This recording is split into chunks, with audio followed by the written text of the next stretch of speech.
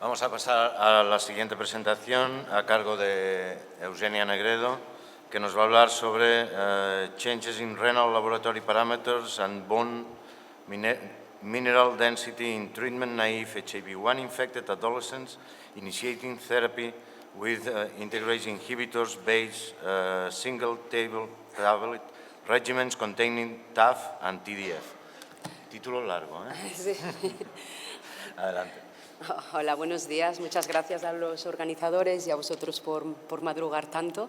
En nombre del grupo de investigadores de los estudios 106 y 112, quiero presentaros los datos de estos dos estudios. Son dos estudios separados en los que se evalúa el efecto del TAF, del tenofovir alafenamida, en pacientes adolescentes, pacientes infectados por el VIH adolescentes. Bueno, como ya sabéis, el tenofovir alafenamida, el TAF, entra de una forma muy rápida dentro de la célula y, por tanto, hay cantidades muy bajas siempre en plasma, a diferencia de lo que ocurre con tenofovir. Por ello, con dosis mucho más bajas de TAF conseguimos la misma eficacia, pero, al contrario, tenemos mucha menos toxicidad, sobre todo a nivel renal y óseo, que es lo que se está evaluando más. Estos son dos estudios que se han comparado, son dos estudios de diseño muy similar, dos estudios que están en marcha aún, presentamos ahora los resultados a semana 24 y que, como decía, son en pacientes adolescentes entre 12 y 18 años, pacientes naïf con más de 1000 copias y más de 100 CD4 que empiezan tratamiento antirretroviral. En un estudio, el 106, se reclutaron 50 pacientes que iniciaban el estribil con TAF, no me he aprendido aún el nombre, y en el segundo estudio, el 112, el estribil habitual con el tenofovir que disponemos hoy en día, otros 50 pacientes. El endpoint primario era seguridad, mientras que el endpoint secundario era la eficacia antiviral.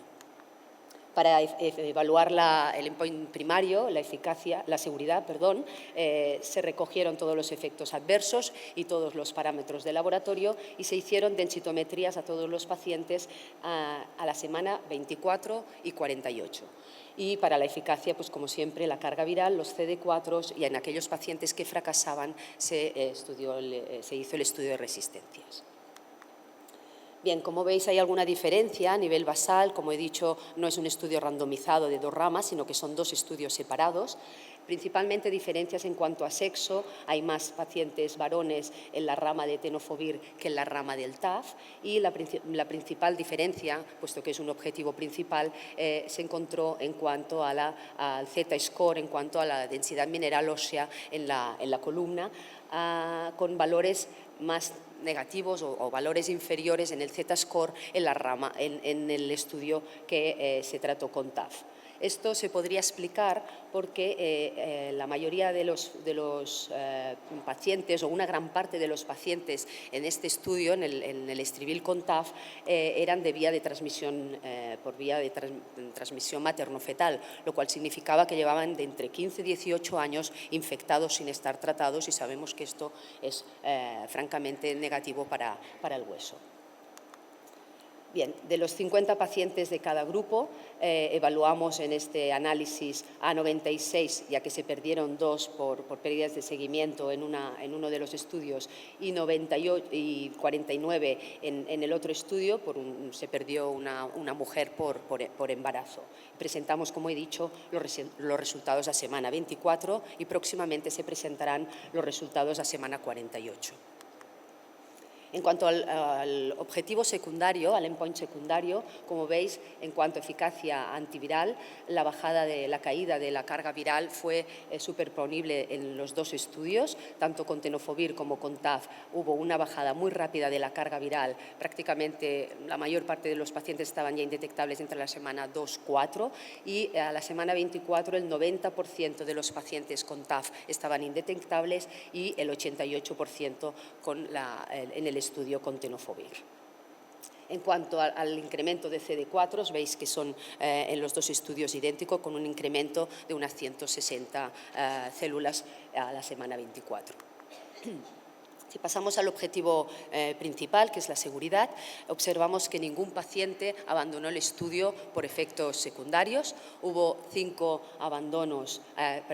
SAEs en cada estudio en 4 pacientes, respectivamente, pero como podéis observar, no se relacionaron con los fármacos del estudio. Habitualmente era abusos de sustancias tóxicas, intentos de suicidio, y solo hubo un caso de uveitis que el investigador lo atribuyó al estudio, al fármaco en estudio, pero que se resolvió sin tener que interrumpir el tratamiento.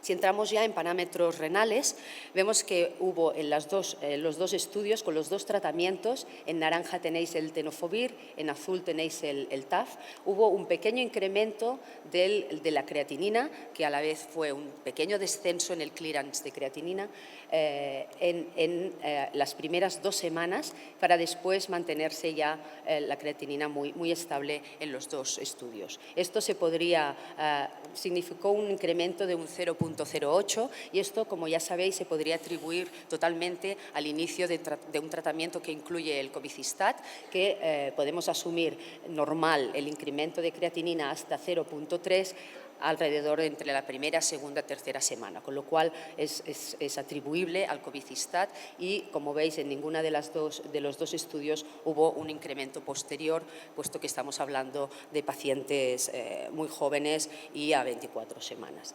Tampoco se vio diferencias en cuanto al pequeño descenso de la cistatina C.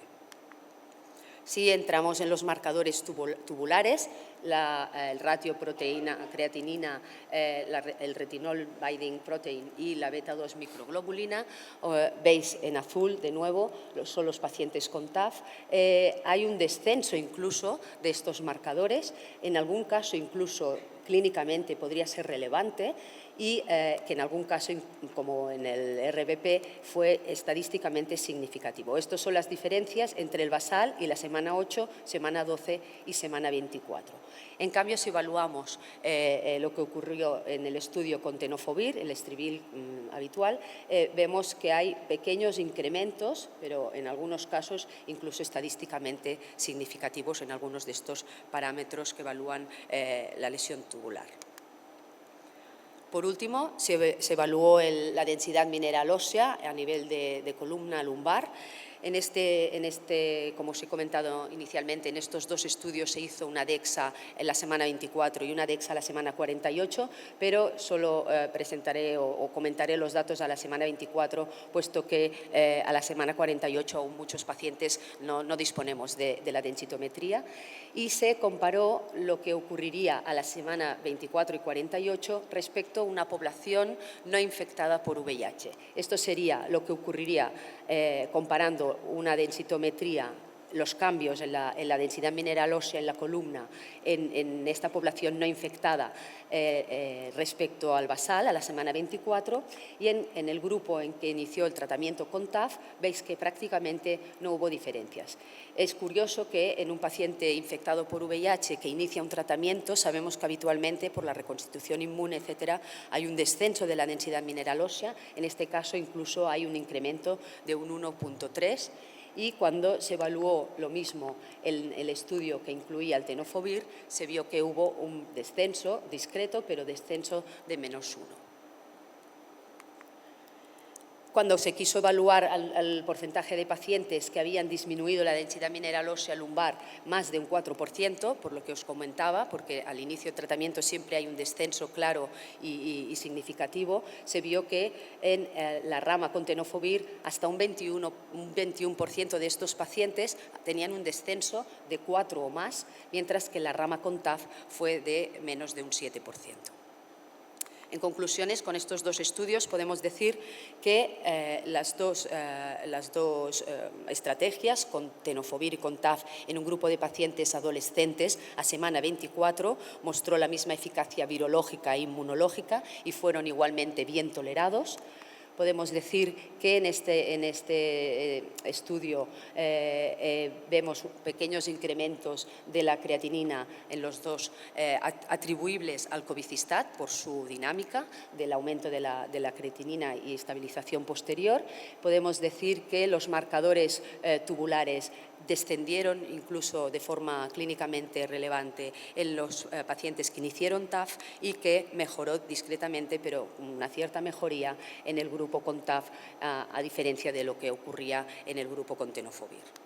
Por tanto, ambas estrategias, sobre todo con TAF, serían buenas estrategias para los pacientes infectados por el VIH adolescentes. Muchas gracias.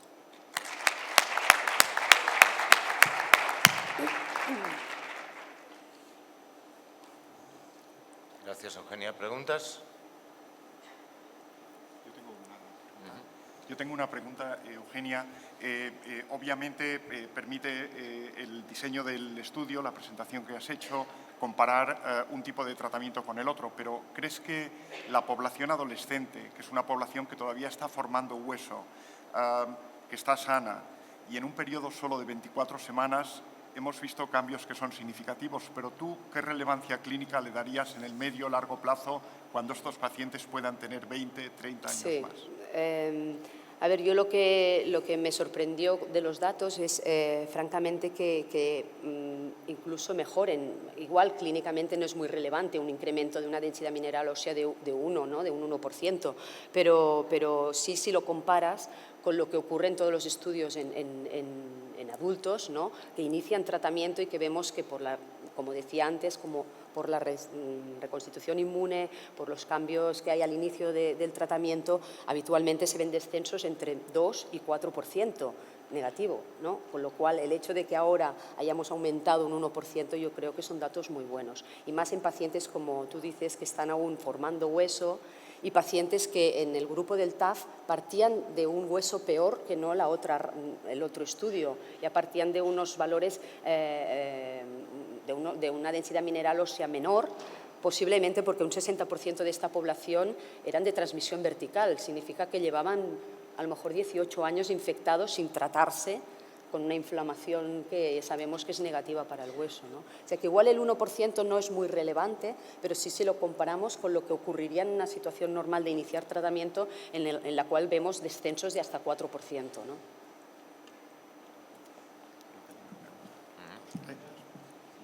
Entendido mal, me ha parecido ver que mostrabais datos, en los métodos ponía que se midió densidad mineral ósea en la columna y luego también densidad mineral ósea total.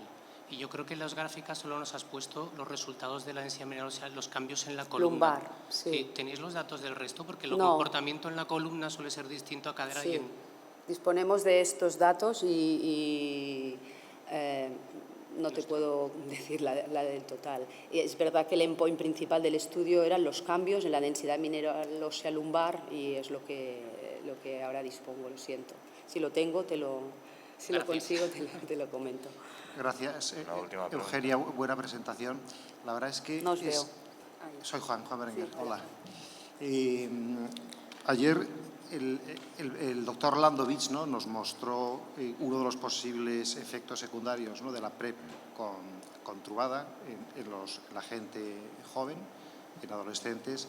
Pues es claro que se reduce la densidad mineral ósea en un grupo de población en donde la densidad mineral ósea crece o está creciendo. Estos datos, la verdad es que en principio pintan bien para TAF, pero ¿tú crees que nos ayudarían a entender todavía mejor si hubiéramos tenido un brazo control?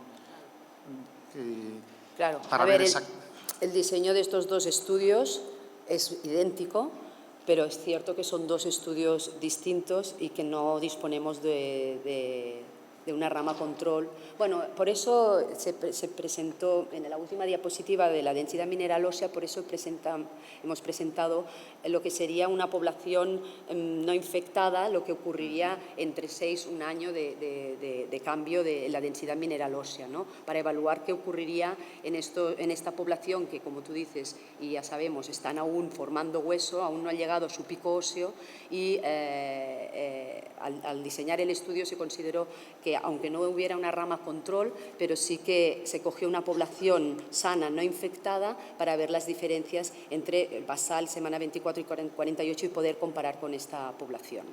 Y se ve que en la rama TAF no hay prácticamente diferencias con esa rama. Perfecto, gracias. Gracias, Eugenia.